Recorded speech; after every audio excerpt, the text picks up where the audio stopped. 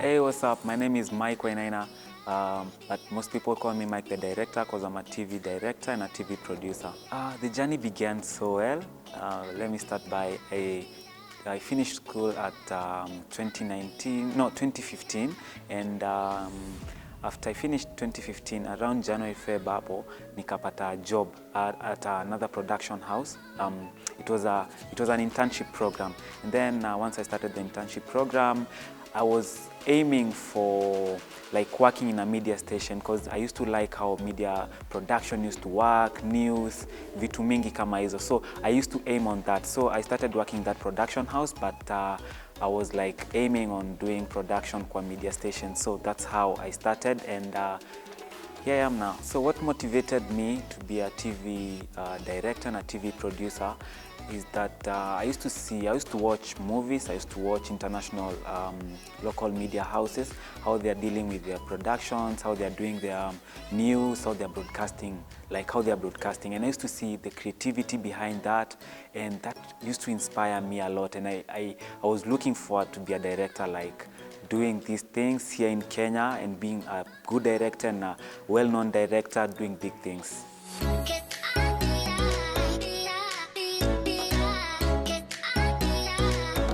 I remember back in 2015 how I achieved and people behind my achievement. The likes of Larry Madore. Larry Madore was an inspiration to me, and he used to host a show on TV called The Trend, and that show was the biggest show on TV by then, and I used to like the show a lot. That time I wasn't working on the TV station by then, but I used to like how that show was being done, and I couldn't get in communication with him, but what I used to do, once the show used to air, I used to go back on YouTube and get those clips, try and edit them, and then do something like a 10-minute thing behind the scenes and like previously on The Trend, and then post them on YouTube. And that's how I got his attention, and that's how he held my back, and here I am now.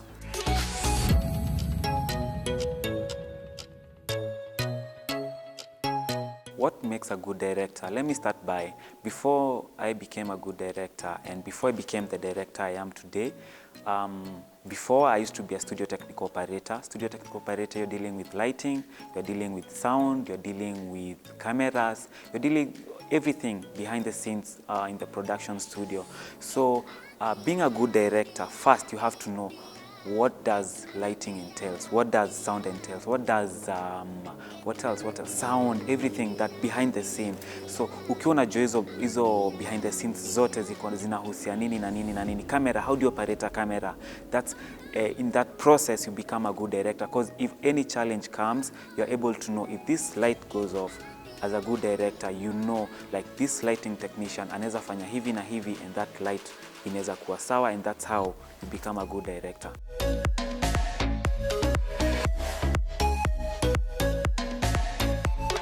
My day to day, it's an easy day, let me start by saying that, but most likely I work in the afternoon shifts. I like it most likely in the afternoon shifts because during the day I can do my own stuff, and that's from maybe when I wake up from 6 a.m. I'll do my own stuff all the way to about 12 noon, and then now from there I report to work at around 2 p.m. From 2 p.m. I'll do my evening shift all the way to around 10 p.m. or maybe if I'm doing a night show, that's around 12 midnight. And then now from there I'll go back home. I spend a lot of my night doing editing. So because I like it while I'm editing at night, it's a bit cool, peaceful, there's no background noises and things like that. So that's my day-to-day like.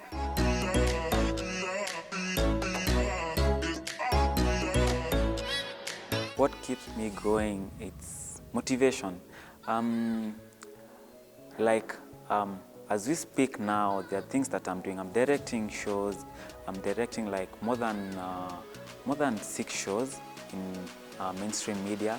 But what keeps me going and what keeps me motivated is local and other international shows, international news. When I look what they are doing, when I look the creativity behind, and they're like 4 steps ahead of us.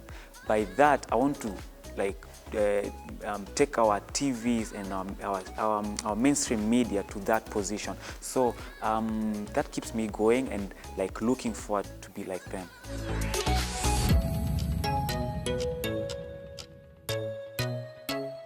I've learned a lot because I wouldn't say what I've learned in my line of work. I wouldn't say like when I joined media and sahi penye niko, like I'm still the same. There's a lot that I've learned from there.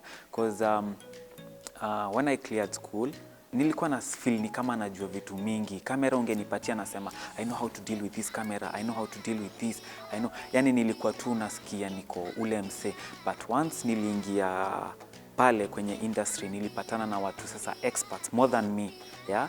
Those guys used to know a lot of things. Till now, you know. So they trained me, and through that nimekuja nikijua vitu mingi, and then we get new equipment now and then, because you see even these production companies wanna leta new equipment, cameras zinakuja mpya, so keep on learning, and that's how you improve even on your skills, yeah, mentally, everything.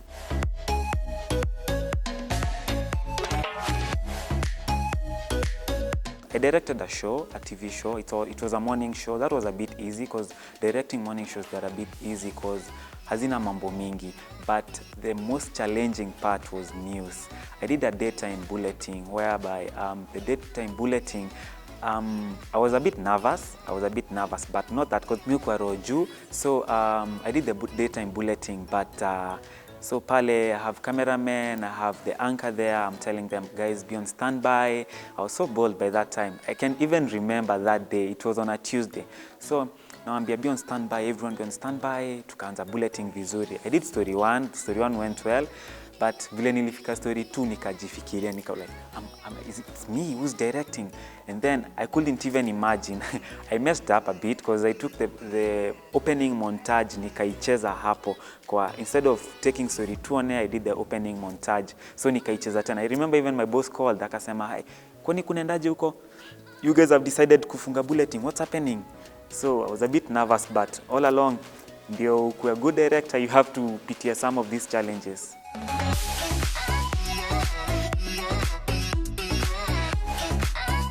I have a production company. Let me just call it a production company because it's MG100. And I remember back in school in campus, I was among the students who are working hard, me and some other colleagues that I'm still working with till now. And we decided to start something similar to what we are doing, something on the side, like we can start something like doing photography on like a side hustle. So we started with a team, and that's how we came. And at first it was like the crew. We used to call ourselves the crew, but the crew was just a general term. And then I was like, MG, my name is Mike Gachunga, let's call it MG, and then 100%, because we deliver like 100%. And that's how we started. So 2015 came, I was like, I love nature. I started taking nature photography, and then even if you look that logo yangu ya kitambo, it was like kamaua keko hapo and then MG hapo chini. So that's how MG started growing. We did photography, we did videos, and ikakuja iki-expand on its own, and that's how it's now a production company moving on its own.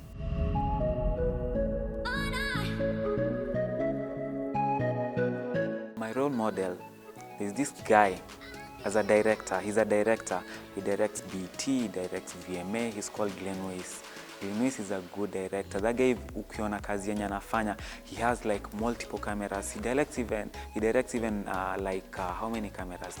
The last production he did was I guess Super Bowl, and he had like 30-something cameras. There are cameras all over. Like that guy ukimsikiza akidirect ata, he's amazing. Ule mse hana stress, eko calm, eko ametulia tu yeye mwenyewe. So it's a bit easy, and ukimwangalia you are like inspired, you are like, I want to be like that guy.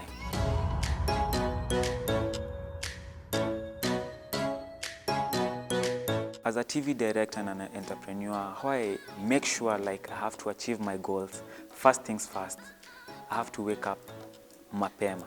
Nikishamka mapema, what do I do? Hizo morning hours, I'm not going to work. What do? I just wake up in the morning, nafungua YouTube. First things, nafungua YouTube and then naangalia tutorials like I want to know something. Nataka kujua like what this production, Super Bowl, BET Awards, how did they do it behind the scenes? Go check the behind the scenes, naangalia this is how they did their lighting, this is how they did their sound, the setup was like this and this and this, and by that you start kujijenga wewe mwenyewe, you start getting improving on your skills, yeah, and through that unaendelea tu ukiwa mpoa, unaendelea tu ukiwa poa. Hata ukienda job, when like nikienda job I'm like, I saw this thing on YouTube, let me try and do something similar to this, and then people are like, I like that idea, where did you get that idea from? You see, that's how you start improving and improving on your skills.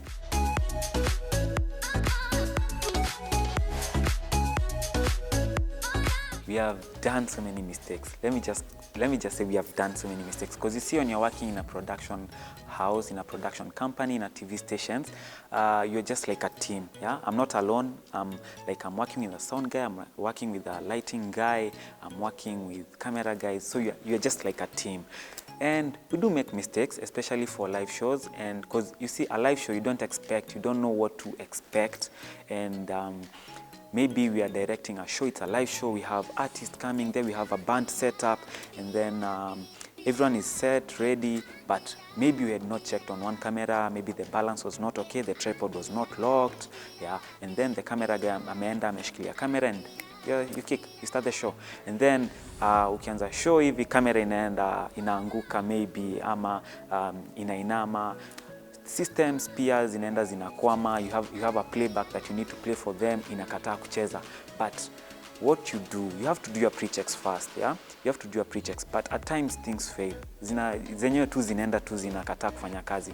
So you always have a fallback plan, yeah? You have multiple cameras. If this camera fails, go to the next one, go to the next one. So you must have a fallback plan and ensure that anything that you're doing haita mess production yako. But they happen, but make sure whoever is watching and whoever is watching from home hata wana hizo mistakes. Make sure like within a second, 5 seconds, you have recovered and moved on.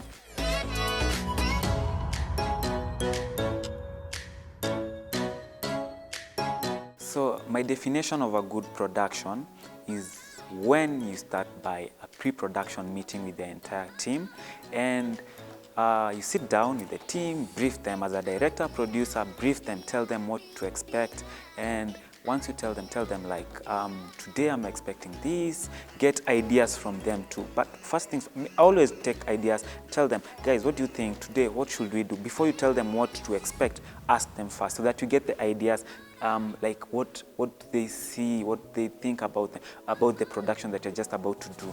Once you have all that, tell them now what you expect on that show, and then from that, you're able now to go to the next step. Now that's the production side of it. And then now, once you go to the production, ensure you go to the studio, check on the lightings, check on the cameras, check on the sound, mics, are they all working? If they are working, now you start the show, and then now from there you start the show, kick off the show, and then once the show is done, do a post-production meeting. Get to know the challenges that you faced, and then if there was a mic which failed, get to know why did this mic fail, so that you don't repeat the same in the next production. So once you know why this mic failed, at least you'll know each and every person will give their feedback, and then once that is done, the show is good, and then that's like a good production. To me, that's a good production.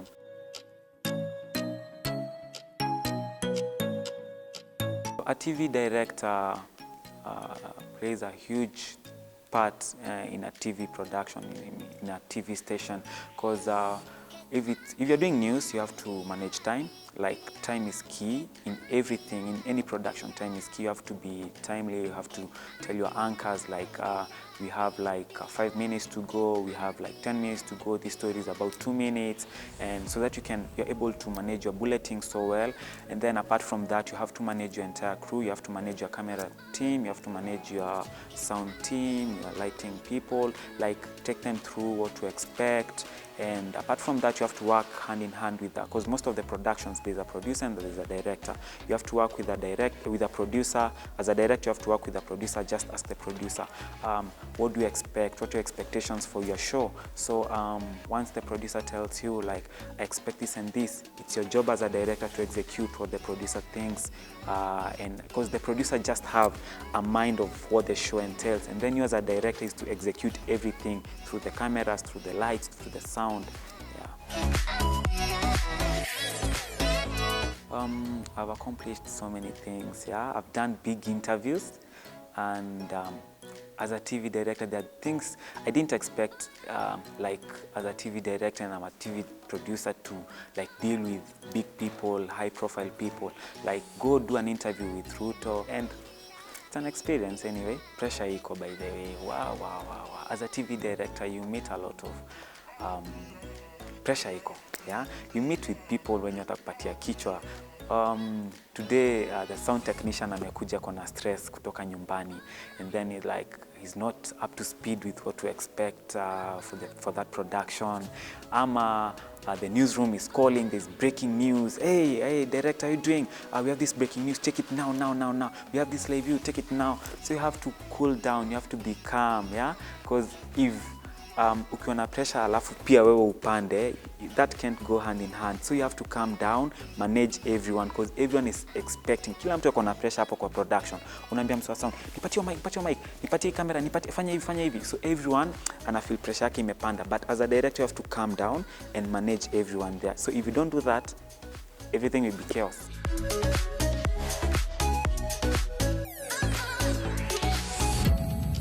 I have mentors. Maina Kageni is my mentor, because at times tunakaa naye chini, and then he's like, I like what you're doing, because he has experience in radio, not in TV maybe, but in radio. But through that experience yenye amepitia kwa radio, anakuambia like there are things that you need to do, like how you need to make your work stable, like how you need to like follow everything that you need to do so that you can sustain your job. And through that, I've learned a lot from him and other people in the industry. There are so many people. I mentioned Larry before, and there are so many people who do that. So for me, I decided not like, what I know, what I've learned from them, I started something through MG100. I decided to start something whereby we go, me and my team, and we visit schools like universities. We have students there, they're doing their journalism and mass communication program, and then we start a session with them, and then we discuss different things that entail kwa production.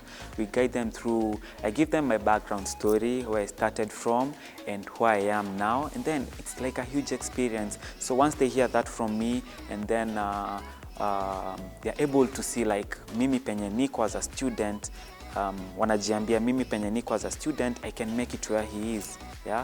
Through that we do mentorship programs like that, and then it's our idea. I've seen people, I've mentored people who are working now in other media stations, and I'm so proud of that. I deal with critics. I do, most likely when I'm doing my bulletins, I go live on Instagram. I like going live on Instagram so that people can see what I'm doing and how a production studio is like, and how when you're doing news, how is it like. And not everyone is so like happy with what you're doing. Other people are like, sasa hizi ni nini, ama next time toa your light hapo, weka hapa, next time fanya hivi. What I do, I listen to them. Maybe others are not, they're not genuine, but others are genuine, So you listen to them, listen to everyone, what they're saying, and it might help you, it might not help you, but most likely it might help you, Hauwezi ambia mtu, sasa mbona unaniambia hizi vitu nini, najua mimi ni ule msee, I've worked for about 6 years, what are you trying to tell me? So you can just tell them that. Hata kama mtu amekuwa kwa production industry for 1 year, anaweza kukwambia kitu moja yenye inaweza kukusaidia, because siwezi sema chenye najua pia ni chenye najua. So critics ziko, and just deal with them the way they are. I look up to so many TV directors, and locally, wenye nilikuwa na look up to them, nafanya kazi nao sahi, because there's someone the likes of Jackson. Jackson trained me. Jackson is a TV director too. We work with him, and Jackson was like, ukijana by the way, he can make a good director, and hey, wacha nimtrain hivi kidogo. I started following his steps. I used to do the other directors like Arnold, there's Monica works on another TV station, and through them, through what they are doing, I'm able to see what they are doing, na tunaendelea too. Like from that, I'm able to improve my skills. International, there's a guy called Eugene, he's from South Africa, and that guy, he's a good director. And I've seen his production too. He comes here in Kenya, he's hired to come in Kenya to do productions like Coke Studio, and then he comes here in Kenya, sijui kama hatujaaminiwa sisi kama directors wa Kenya, but I'm so sure we can still do the same thing. But that guy is so good, yeah. Come up, he does his thing, he balances everything, and he's a good director. So that's another person I look up to. And I had mentioned Glenn Weiss. Glenn Weiss is an international director. He does BET, VMA Awards, Super Bowl, yeah. Being a 25-year-old, because watu hushangaa sana, you are 25, what do you mean, 25 years old, a director, TV director, yeah. Because I remember I started directing when I was 19 years old, yeah. Naingia kwa studio, anka anashangaa, what a 19-year-old, anani direct aje, as in like, they couldn't even believe it, yeah. Wanashangaa, just like my son at home, this is, wanashangaa, you see, but I've done a lot. I've directed so many shows, and through that, your show, kama wewe kama host, ama kama producer wa hiyo show, ama someone you're working with, like I worked with Mike. Mike was a good director through that show, and that show was the best, yeah. Now from that, like legacy yangu inakuwa tu improve, inajijenga yenyewe, and by the time I'm like 50 years, watu wengi watakuwa wamepitia mikononi mwangu, and they'll be like, Mike is a good guy, man. Hey, huyo msee anajua kazi yake. So that's what I want. And kila mtu amefanya kazi na mimi, like there's a positive feedback through that. How I see our Kenyan directors, me included there. I mentioned I like music. Let me start with music first. I mentioned I like music, and by music I watch local music, I watch international music, and I feel like we're doing good, but there's a huge step. There's something that there's a gap between us and international directors, and this huge gap, it might be the directors or maybe from the artist. If you watch like Tanzanian music, let me say like Wasafi, Diamond, Zuchu, those guys, their director ni mtu mmoja tu ndiye anafanyanga job yao. So I feel like our artists, they don't like support our local directors, yeah. By leo nafanya na huyu director, kesho nafanya na huyu director, kesho nafanya na huyu director. So there's no consistency. If you watch other local local music rather, no, international music, wanafanya na like one specific director. So if today we do this production, next you're doing this production, next you're doing this production. So there's that room of improvement for that director. But here, if I do with this one, so this creativity that I'll do with this person, ndio tena nifanyie na huyu. Because if kama tunafanya na huyu mse mmoja, nikifanya hii creativity hapa, siwezi rudia tena hii creativity hapa kesho. So if I'm working with this same person, leo tunafanya hivi, kesho will do something different, kesho will do something different. So inasaidia tu ule director afanye more research, apate creativity, afanye hizo vitu zote, unaona. So I feel like we need more support, even from the government, from local artists, yeah. So but tuko pale, tuko sawa.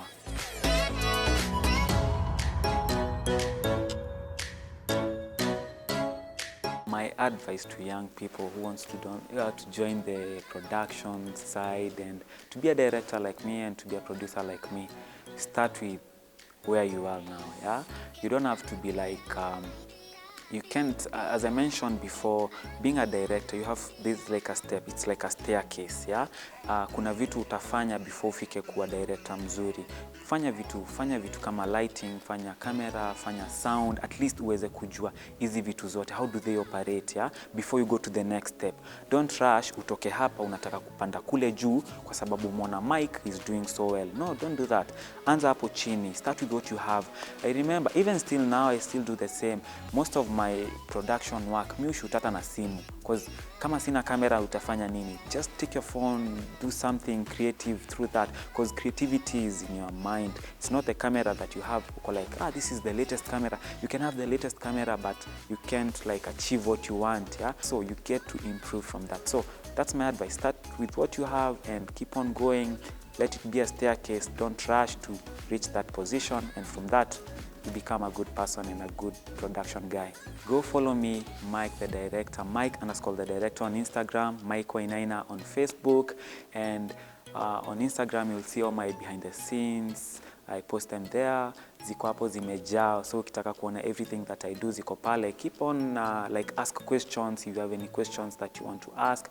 Niulize production questions like what do you do, how did you do this, how did you do this, and from there we get to interact together na tunasaidiana and we mentor each other.